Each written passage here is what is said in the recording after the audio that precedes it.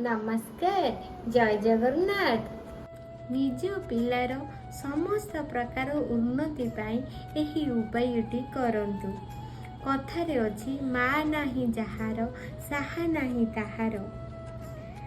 ମାର ଆଶୀର୍ବାଦକୁ ସ୍ୱୟଂ ଭଗବାନ ବି କାଟି ପାରନ୍ତି ନାହିଁ। ତେଣୁ ମୁଁ ମା'ମାନଙ୍କ ପାଇଁ କହୁଛି, ପିଲା ଭଲ ପାଠ ପଢ଼ୁନି, ପିଲାର ଚାକିରି ନାହିଁ, ପିଲା ଦୁଷ୍ଟ ହେଉଛି, କଥା ମାନୁନି, ତେବେ ଗଣେଶଙ୍କ ପାଖରେ ସଂକଳ୍ପ କରନ୍ତୁ। ବାମ ହାତରେ ଅରୁଆ ଚାଉଳ ଗୋଟିଏ ନାଲି ଫୁଲ ରଖିବେ, ଡାହାଣ ହାତ ତା ଉପରେ ରଖିବେ। ନିଜର ମନ କଥା ଜଣାଇବେ।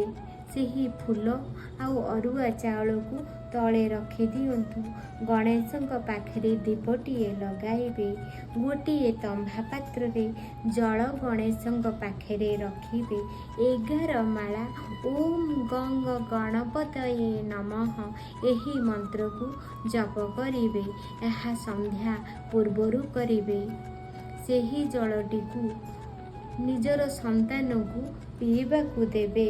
ଲଗାତାର ଭାବେ 7 ଦିନ କରନ୍ତୁ ନା, ନିଶ୍ଚୟ ଫଳ ପାଇବେ।